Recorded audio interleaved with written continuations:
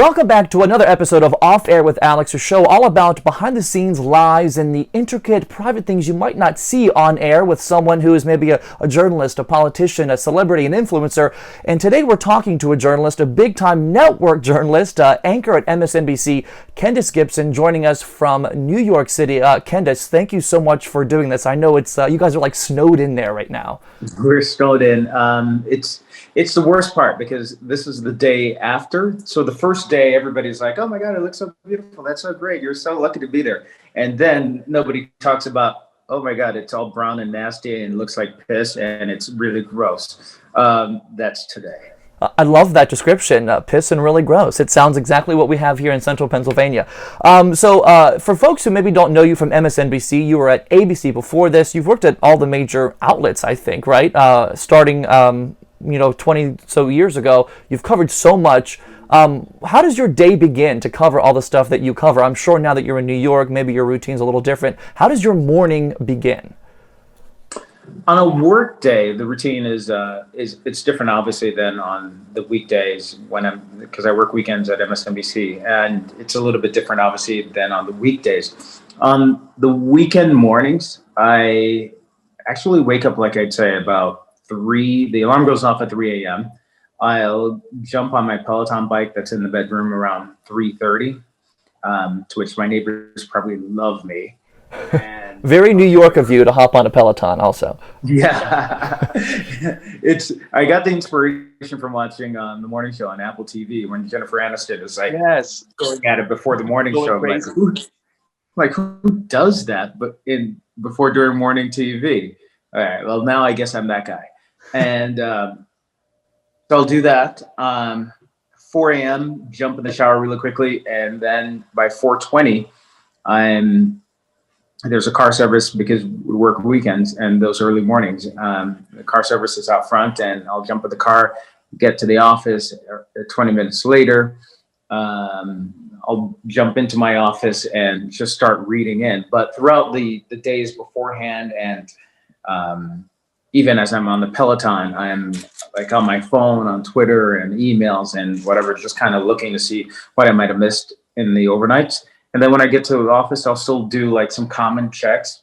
Like I like to do newspaper headlines, so I'll check on what the New York Post is doing for their newspaper headlines, what the New York Daily News is doing for headlines, and I'll check Drudge Report to see what else might be happening. And then go over scripts, make some changes before I get in it, or before we go on set at 6 a.m.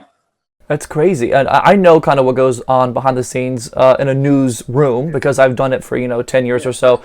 I guess dispel some rumors for me that like anchors are just talking heads and they read whatever's given them. I like that you kind of said, I check a lot of stuff to prep for what I have to do on air. It isn't just show up, look pretty, and go on. I mean, I think on a basis of, and I don't know really from a local standpoint, because it's been years since I've done local, and I love local news, and I would love to do it someday again. But increasingly, as you move in a different direction in your career, I won't say it's ahead. Local can be ahead as well. As you move in different directions in your career, if you move in a network direction, you have more leadership over the show itself. So my main thing when I'm waking up is what perhaps our crew may have not been focused on because they're laser focused on what we had decided the day before and are putting together. So I'll wake up and just go, oh, well, this is kind of getting some traction somewhere. Maybe we should have this as the lead, or maybe we should do a little bit more emphasis on this. And why haven't we had a guest on this? Like this past Sunday, when Trump's lawyers quit and overnight, we didn't have any lawyers, and I didn't realize that our bookers have been trying lawyers to talk about it. And one of my first emails around 4 a.m. was, hey, we should have a legal analyst there because we didn't in the rundown. And so I reached out to some. They were all asleep. At that hour, how dare they? Huh? At that hour, how dare they? I know, right? It's quite selfish. Luckily, our bookers, we have booking producers, they ended up calling them instead of texting, which is smart. But I didn't feel as if I had the balls to call somebody in the middle of the night. So just let the bookers do that. But you take more, I think, especially at a network level as an anchor, you take more ownership over the show, over the direction of it, and over what you're doing, not just beyond how you're saying things. So yeah, I do get in there and try to adjust a script if it's needed to my voice. But we try to take a lot of responsibility, and it is an all-encompassing job. Like, I never understood way back in the days why Dan Rather had the title of managing editor of CBS News. I'm like, what does that mean? What does that mean? And now, like, not to a much lesser degree, now I realize, like, oh, okay, he's not just the anchor. He's basic, and network anchors are basically controlling a lot of what you say and do. Many of the old anchors that I worked with at ABC, when I would put in my World News Tonight scripts, those anchors would get in there and say, this is a focus that I would like. This is what I would like for you to do as a correspondent. That's awesome. I mean, that's exactly what happens at the local level too. It's really great to see that that they still have control and some input too to kind of shape the focus of the show. You're always tweeting from the desk too. I see, you always tweet a picture of the teleprompter coming up, or a script or something. What's a fun fact behind the scenes that maybe goes on to make that show a success, or any show that you've ever done? What goes on behind the scenes that the viewer doesn't see to make that show happen and look seamless over the air? Well, if it seems seamless, it's great. That's the point, right? Awesome. It's so different with COVID. From a year ago, it would be a different answer compared to now. Like, now we have such a limited crew that's inside of the building with us, as with local news or any other outlet at this point. At NBC, MSNBC, we just recently, I'd say a year ago this month, February, we got 2 brand new state-of-the-art control rooms that could sit like about 30 people. To which the expectation is your team, most newscasts at MSNBC at least, have a team of 30 people that would be in a control room. They are your anchor producers, who's responsible to getting myself and my co-anchor our scripts, any information that we need, any research that we want, whatever we want at any hour. And segment producers would be there in the control room, our senior producers, our executive producers, prompter, just 30 people. All of that went away during COVID for the most part. Now in our control room of 30, we have 3 people, director, technical director, and our executive producer. And then everybody else is remote. Our prompter is now voice activated. Really? Oh my God. Yeah. We're using a foot pedal, I think, here in Pennsylvania. Oh, really? Wow. Well, it's voice activated, but we also have a backup prompter operator who is at home. So the guy that we have, Danny, is like in his bedroom, and he's just like at 6 a.m. spinning a wheel. Yeah, just in case the prompter, the voice activation isn't completely activated to what we are saying at the time. And then we have in the studio, it's just me, my co-anchor, and one floor manager who's there directing us. But that is it. It is bare bones. It is the most bare bones operation now that I've ever had in my career, even working local news and elsewhere. So it's a little different than if we were talking about a year ago. That's incredible. It's amazing that they're able to, I guess, make all that technology work from such remote locations, that nowhere near the studio. Talk to me about how you got to your position as a network anchor. I know you started off, is it in Rochester? Is that where you started? I did. I started out in Rochester, New York. I went to school in upstate New York and just kept I did a lot of internships beforehand when I was in school, and just kept sending tapes out to different places. And it just so happens that a news director in Rochester took the bait, and he hired me as a young reporter. And I was so young. One of the photographers was like, "You're so green. I thought you were Irish." And I didn't get it. I didn't even know what he meant. That's Big how mistake. green I was. It took me a while to realize what he was saying. And But I went from there and I moved on to Philadelphia as a reporter at the Fox TV station. And yeah, Pennsylvania, I'm sure it's a great state, but at the time I did not like Southeast Pennsylvania at all. Philly folks. You were in Philadelphia. You can't complain too much. Philly's the biggest city we have in the state. Okay. And then we're going to move on from that one, I guess. I like Philly now. At the time, I thought it was a glorified gas station between New York and DC. But now No, see, there's no reason for you to then come to Harrisburg like you were talking about, because you would think Harrisburg is a village with huts if that's what you think of Philly. Well, I think maybe I've changed. It's not necessarily Perhaps. The places have changed. I've changed.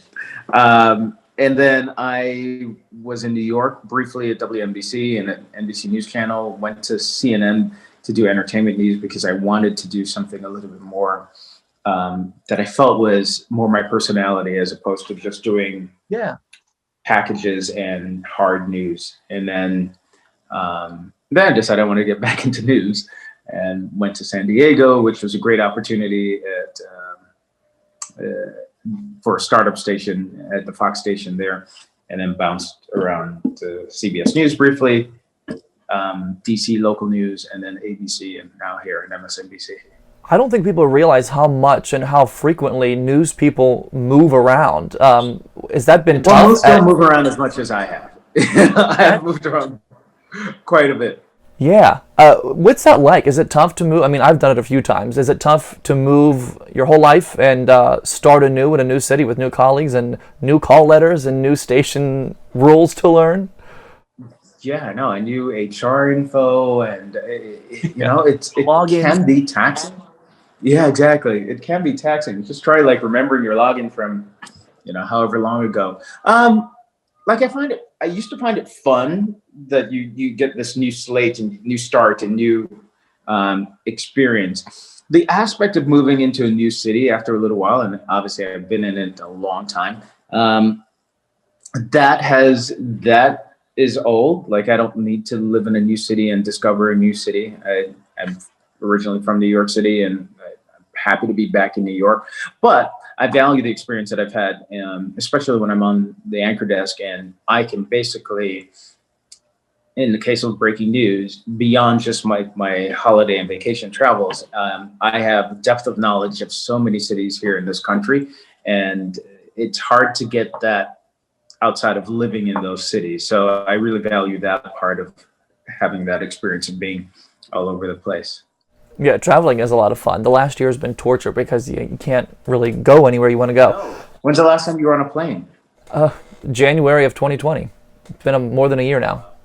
I had plans to go somewhere in May and had to cancel it. So when the lights and the cameras and the teleprompters aren't being spun for you in the camera, talk to me about what you do in your off time. Are you a big reader, runner? Are you into crazy hobbies we'd be interested to learn about? What do you do in your off time?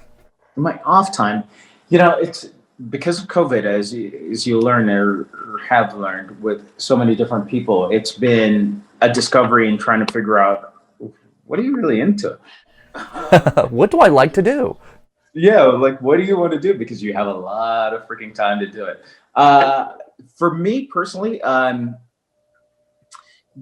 don't read, but I do a lot of audiobooks. And so I got a dog also about a year ago, just before COVID. And that dog occupies a lot of my time. And one of the good things that I've rediscovered during COVID, I used to be fluent in French, and then I lost it. And so what I've committed myself to doing is, at least when I walk him, I'll listen to half-hour Pimsleur tapes, which is a very well-known audio language tapes.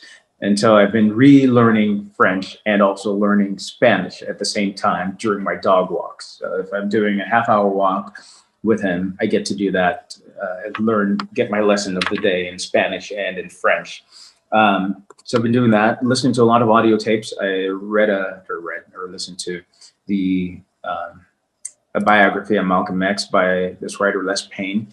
That was really fascinating. I'm listening to a biography of Richard Branson from Virgin right now. And then along the way, just listening to a lot of podcasts and then doing a lot of TV shows while I'm here, working on a book in the meantime. A book about what? Can you tell us? It is about Philadelphia, your favorite city. Huh? It's about Philadelphia, your favorite city. Yes, completely. It is semi-autobiographical, which is good, and or it might be fiction. I haven't gotten there yet. Okay. But it's been a nice little hobby. And also, I started looking at properties to buy in Western or in the Catskills, and that got me into thinking, why am I using a realtor for this? And so I've started studying for a real estate license in New York. Jeez. So basically you've been doing nothing. You've got no hobbies. French, Spanish, real estate. No. You're so bored. What would maybe, I mean, this might... I feel as if I'm not doing anything except Right. sitting around watching TV. And, well, that's what I did yesterday because of the snow. But, yeah. Are you off today and yesterday? Yeah. So because of COVID, only few of us go in, and we don't go in all that often at MSNBC. So I'll go in on the weekend, Saturday and Sunday, definitely. I'll have a standby schedule where just in case our equipment goes down, I'll go in on a Thursday to just sit there. And in case Right. Yeah. everything fails, I'm the person. Everything has not failed yet. But then we'll do like conference calls with my team tomorrow morning. We'll do a Zoom call or Microsoft Teams call is what NBC uses tomorrow morning. And then we'll do another conference call on Friday to go over the rundown, preliminary rundown. And then that's it. It's nice. That's fun. Where do you get your love and your desire to be in communications and write and inform people, I guess? Where does that drive come from? I'm not sure where it came from because I was born in Belize in Central America. We didn't really have TV when I was growing up, or at least not a lot of TV stations. I think we had WGN and one local station. So the entire country was like 300,000 people who were all Cubs fans because all we got was Chicago, yeah. Yeah, exactly. So it didn't come from that experience in Belize. When we moved to the States when I was like 10 or 11 years old, we had one TV in the house, and I had 6 brothers, and my brothers, for whatever reason, wanted to watch the news, and we would watch, like many people here in New York do, eyewitness news still, and like, oh, I could probably do that when I was trying to figure out what I wanted to do. And so it wasn't from this passion of like, I want to make a difference, I want to change the world. It was just like, oh, I kind of like that. And then I decided to look into colleges that had TV stations so that I would get a jump start. And I learned from other people like what would be the key. And so I did internships when I was really, really young. My first internship was at NBC at the Today Show. And at the time I remember sitting and watching Jane Pauley, who's how long and how old I am. Jane Pauley was filling in doing Nightly, and I would sit there in the background because we had a newsroom set at the time, and just watch her, and then she'd come over and talk and give me advice, and the same for Katie Couric. That's a hell of a first internship. Jeez. Yeah, I know, right? I don't know how I got that, to be honest. The folks at GMA turned me down. I should have known. Bravo and GMA both turned me down as well. Who did? Bravo and GMA, both 2 obsessions of mine. They both were like, we're good. Yeah, I know. They're savage. But thank you, NBC, for taking a chance. Right. You kind of touched on it. For someone who maybe is coming up in journalism, or someone who's maybe a local reporter across the country right now and sees this or follows you on Twitter or watches MSNBC when you're on, how do you go from local reporting to in your small hometown to a network position like you do? Is it just kind of the hustle, you'll eventually get there? Is there a certain path people should be looking for to get where you are? it's such a different game over the years, and there's no clear, like, okay, this is what works. I'll tell you what worked for me is I kept in touch with people over 10 years plus over the years. And it just so happens that with those people, it kind of circled back. It just so happens, like a week ago, I was going through some old emails on my personal emails, and I saw some emails that I had with Yvette Miley, who was my boss at MSNBC, from 10 years ago, where I'm thanking her for meeting her. And I had forgotten that I had met her. And what I had done was I was in New York for some other meetings, and my agent got in touch with the NBC folks and said that I was in town. And I ended up having these meetings with a lot of the NBC people 10 years ago. And I kept in touch with them over the years, just to be like, hey, how are you? What's up? I'm still here. And the same for the ABC folks. How I got my ABC job is the same people who hired me at ABC had been at CBS and hired me at CBS from my San Diego job. And I just kept in touch with them overall and kept in touch with them as mentors. And I was contemplating a job again in Philadelphia that I didn't get at the CBS station in Philadelphia. And I now realize, and I knew then why I didn't get it. RIP to those folks. But so I didn't get the job, but I was contemplating whether or not I should even be considering it. And I called a friend of mine who was at ABC, who was an executive, and I said, hey, should I be considering this? What do you think? She's like, oh, I didn't know you're on the market. If I can set up some interviews, would you come up to New York? I'm like, yeah, sure. And so I brought myself back up to New York, and she set up all these meetings with 12 different people at ABC. ABC has quite the process. And that first round went well, to the fact that they said, hey, can you come back up? And they flew me back up, and I had a round of 4 meetings so that those executives can rubber stamp. And that's how it came about. But that's my story. There are people who started as production assistants right now at ABC and have just made the hustle and worked within the system and are now on TV. There's no clear path as to how to get on TV right now. Yeah, I know. At least at the network level. Yeah, I know there's so much to it. Not everyone does have a different story, which is really cool that you kind of had a different edge in, I guess, with the folks that hired you previously. My last kind of question and topic for you, what would be one thing that viewers would be surprised to learn about you, Kendis Gibson? What would be surprised to learn about you? Fun facts. What would they be surprised to learn? I'm looking around the place trying to think. Because I'm pretty much an open book, which is what I've done for my entire career, which is good and bad. I'm not